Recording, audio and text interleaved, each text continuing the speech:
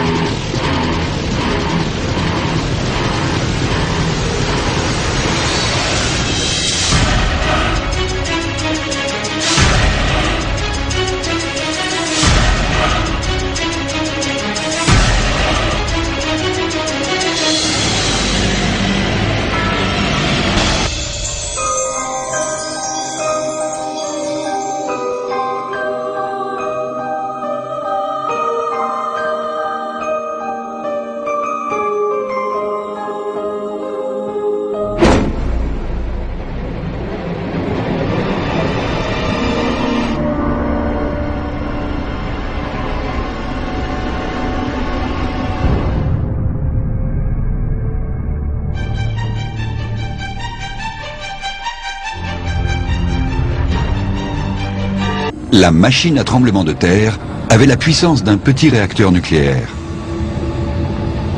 Les sismologues voulurent s'en servir pour mesurer l'épaisseur de la croûte terrestre. Le principe de cette expérience était le suivant. En traversant un puissant champ magnétique, l'échappement d'une tuyère de fusée provoquait des sortes de coups de foudre capables de se propager jusqu'à 50 km de profondeur. Ce qui se produisit alors les étonna beaucoup. La Terre répliqua par des micro-séismes.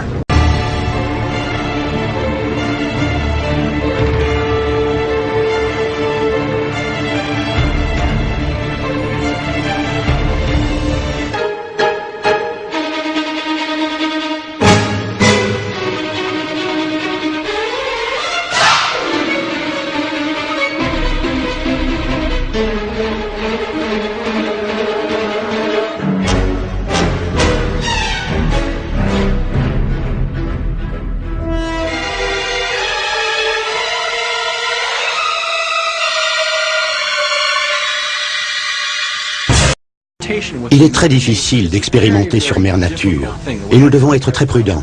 On pourrait en fait déclencher un séisme plus important que celui que nous tenterions d'éviter. Des militaires américains ont acheté la machine à tremblement de terre à l'issue de la guerre froide. Où est-elle aujourd'hui? Nul ne le sait.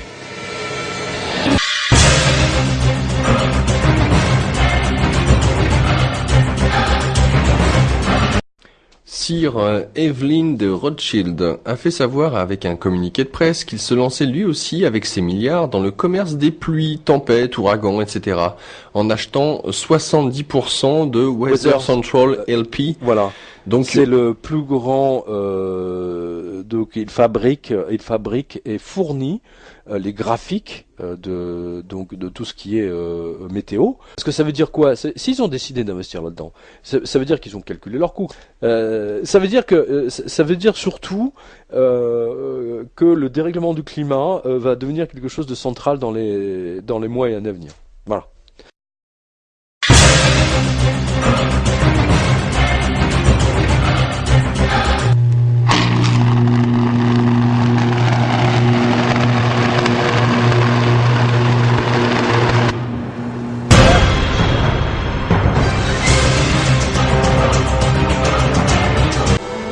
En 1967, en pleine guerre du Vietnam, les Américains se livrent à une expérience étonnante. Ils déversent une substance chimique au-dessus des nuages. Le but, faire en sorte que les pluies torrentielles de la mousson se propagent au Nord-Vietnam jusqu'aux bases de leurs adversaires.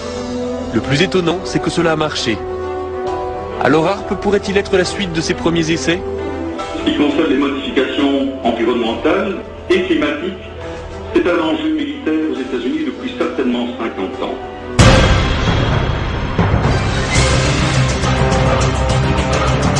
Le concepteur du projet HAARP a d'abord conçu un bouclier défensif qui agit en grillant les systèmes de guidage électronique des bombes ennemies. HAARP a été conçu pour de multiples usages. Au départ, ce n'était pas une arme. Au départ, ce n'était pas une arme. Au départ, ce n'était pas une arme. Si vous lisez les brevets, vous verrez que je pensais d'abord à une utilisation défensive. Et Eastland soutient qu'en chauffant des portions de la haute atmosphère, HAARP peut affecter la température globale de la Terre, une idée pour laquelle Tesla a été ridiculisée voilà presque 100 ans. Tesla reste toujours avant tout un inventeur et un visionnaire de génie. Il ne cherche pas à tirer profit de ses inventions. Ses percées remarquables dans le domaine de l'électricité à haute fréquence, incluant le radar, la radio, le néon et les tubes fluorescents, seront souvent attribuées à d'autres.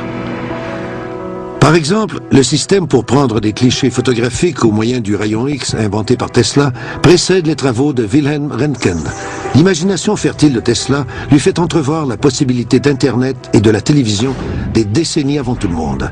Malgré ces sauts dans le futur qui se sont avérés vrais, la tendance de Tesla à l'exagération et sa façon de présenter ses idées à la presse le desserviront et lui vaudront beaucoup de critiques.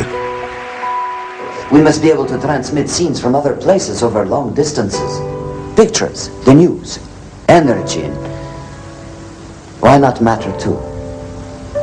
Now we must liberate thought. We must set it free of limitations that space and time impose on it, and yet keep its principal characteristics. Now and in future centuries. Mystérieux et flamboyant, Tesla est toujours ravi de partager ses idées avec le monde entier. Il exécute ses expériences de laboratoire devant des sommités et amis.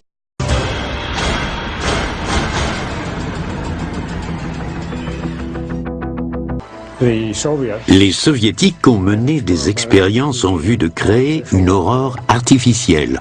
Je ne sais trop pourquoi, mais je pense que c'était pour prouver qu'il était possible de projeter de l'énergie à très basse fréquence au loin, à l'horizon, et provoquer certains phénomènes.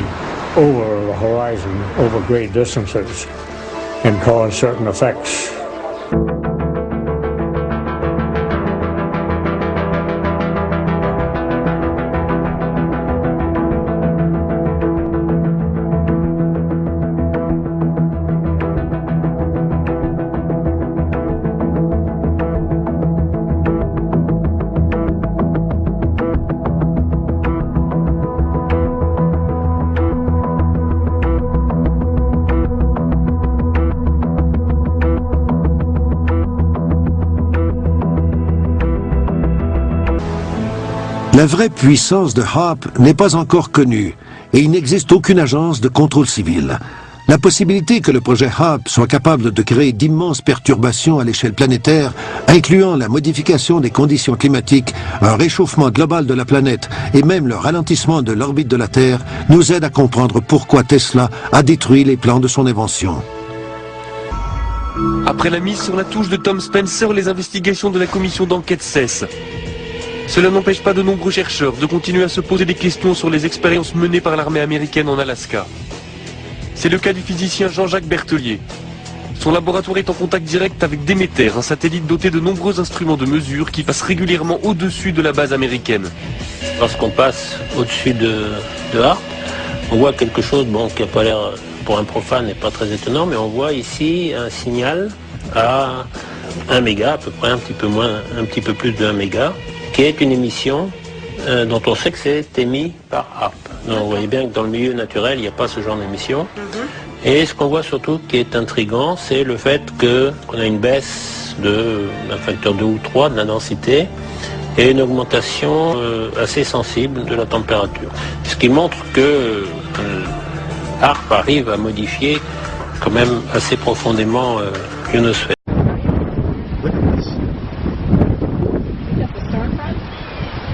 Oh, what is it? It's spinning.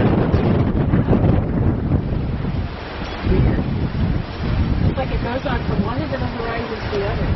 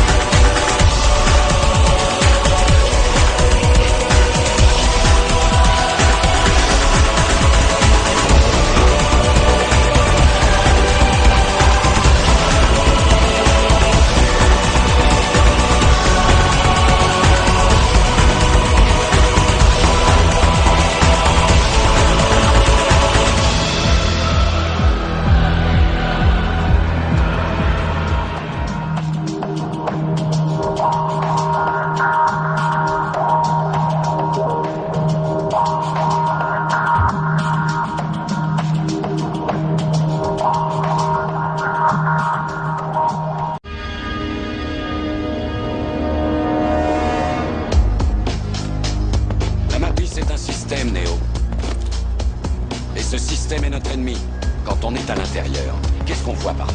Des hommes d'affaires, des enseignants, des avocats, des charpentiers.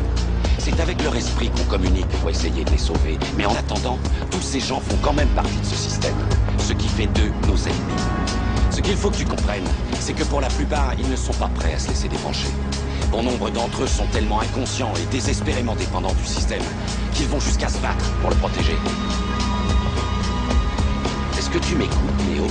Ou est-ce que tu regardes cette femme en robe rouge? Regarde encore.